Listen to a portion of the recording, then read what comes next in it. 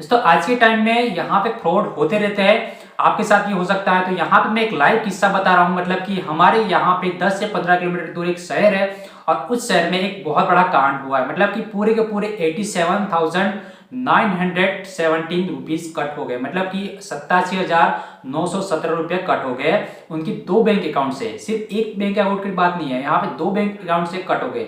अब ये कैसे हुआ, उन्होंने क्या गलती की, मैं आपको इस वीडियो में बताने वाला हूं। क्योंकि ये गलती आप भी करेंगे तो इन फ्यूचर में आप भी फंस सकते हो और आपके बैंक अकाउंट में जीरो बैलेंस हो सकता है और जो फ्रॉड वाले वो उनके अकाउंट में बैलेंस जा सकता है। और इन फ्यूचर में प्रॉब्लम होती भी है, बाई चांस आपने गलती कर भी दी तो क्या करना है इसके बाद वो भी मैं इस वीडियो में बताने वाला हूँ। तो आज का वीडियो बहुत इंपॉर्टेंट होने की वजह से लास्ट तक देखना आपको, ठीक है। तो आज का वीडियो स्टार्ट करते हैं, उस समय तक अभी वीडियो लाइक नहीं किया लाइक कर लीजिए और चैनल को सब्सक्राइब करना बिल्कुल ना भूलिएगा।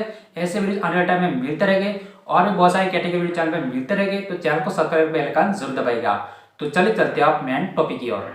दोस्तों यहाँ पे जो मैं गुजरात में रहता हूँ और गुजरात के जो अरवली जिले में यहाँ पे एक गाँव मतलब सिटी है बिलोड़ा, और उसमें यहाँ पे एक लेडी ने जो प्राइमरी टीचर है, हालांकि वो तो बट उन्होंने गलती कहाँ पे की कि उनके क्रेडिट कार्ड का जो लिमिट होती है वो कम थी। तो वो बढ़ाने के लिए उन्होंने कस्टमर केयर में कॉल किया।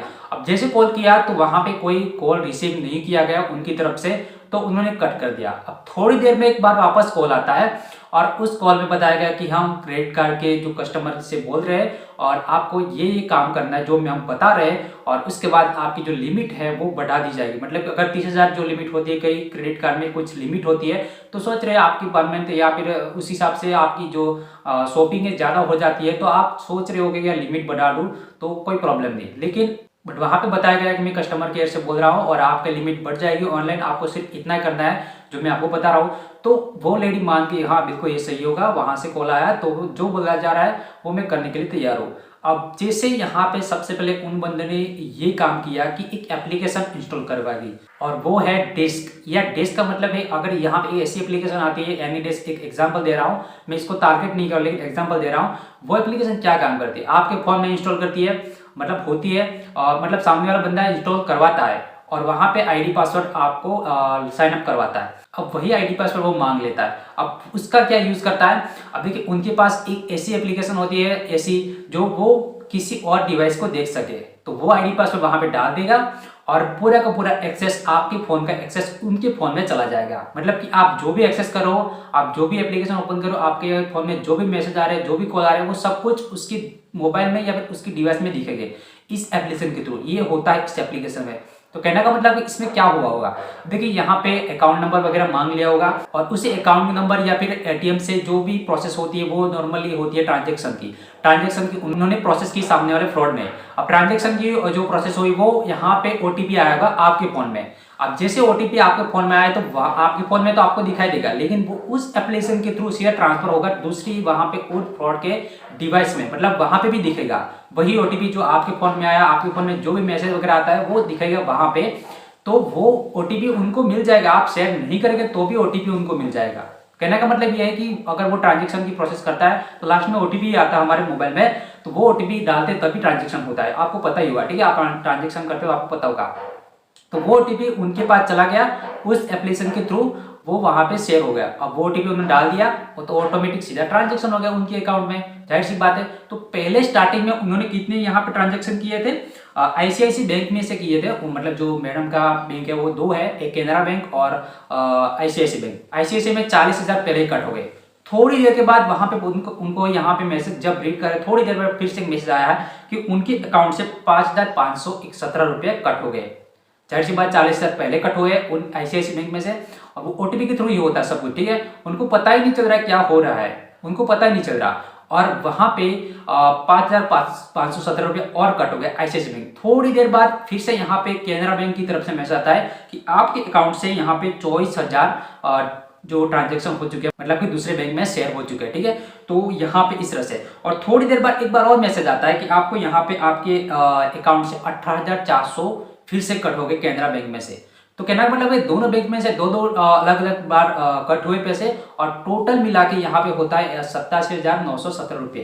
तो इतने पैसे कट हो गए दोनों बैंक में से, मतलब कि उन मैडम को पता ही नहीं चला क्या हुआ क्या हो रहा है, कुछ पता नहीं चल रहा। उन्होंने सारी डिटेल दे दी, वहाँ पे उन्होंने ट्रांजेक्शन की प्रोसेस की, OTP आपके मोबाइल में आ रहा था, लेकिन वही OTP उनको भी दिख रहा था क्योंकि वो एप्लीकेशन इंस्टॉल करवाई गई थी और वही ID पासवर्ड सब कुछ डिटेल मांग रहा था। वो फ्रॉड ने दे दिया क्योंकि मैडम को लग रहा है कि यार लिमिट बढ़ाने के लिए वो मांग रहा है तो जाहिर सी बात दे देता हूँ, बट ये गलती उन्होंने की थी। ठीक है, तो इस तरह के पैसे कट हो गए। अब मैडम को पता चलेगा कुछ गड़बड़ है तो फिर वो गए पुलिस स्टेशन और डाला यहाँ पे जो IPC एक्ट के हिसाब से यहाँ पे 406 और 420 के तहत जो यहाँ पे रिपोर्ट करवाई गई है कि मेरे इतने पैसे कट हो गए वगैरह वगैरह। यहाँ पे पुलिस में उन्होंने रिपोर्ट दर्ज करवाई है। ये पुलिस इन्वेस्टिगेशन करेगा कि क्या हुआ क्या नहीं हुआ, बैंक में सब कुछ डिटेल चेक करेगा, हिस्ट्री वगैरह। तो अगर सब कुछ लीगल लगेगा तो वो पैसे उनको वापस मिल भी सकते हैं, लेकिन कब मिलेंगे वो फिक्स नहीं है। आज मिल जाए, कल मिल या फिर 10 दिन 15 दिन, कोई फिक्स नहीं है। तो मिल जाएगा पुलिस केस तो मिल भी सकते हैं और शायद ना भी मिले तो फिर 87,000 जा भी सकते हैं। तो ये गलती आपको नहीं करनी। अगर कोई भी आप कहीं पे कॉल करते हो ऑनलाइन काम करने के लिए और फिर आप इस तरह के डिटेल कोई पूछ रहा है और या फिर एप्लीकेशन इंस्टॉल करने की बात कर रहा है तो फिर ये गलती आपको नहीं करनी। एप्लीकेशन की बात करें तो फिर आपको कॉल कट कर देना और डिटेल कुछ देनी नहीं है, आपको ये ध्यान रखना है। ठीक है, तो ये आपको इस तरह के भी फ्रॉड आप आजकल होते हैं। कहने का मतलब आपको फंसाया जाता है, ऐसे बोल रहे हैं कि कस्टमर केयर से ही बोल रहे हैं, तो आपको ये गलती नहीं करनी। सामने से कॉल आए या फिर आप कहीं और कॉल कर रहे हो और इस तरह की काम करवा रहे हैं तो फिर आपको नहीं करना। आपको जो भी काम करना, बैंक का काम हो, वो ऑनलाइन नहीं करना। आपको ज़्यादातर आपको बैंक में जाके करवाना ताकि कोई प्रॉब्लम ना हो।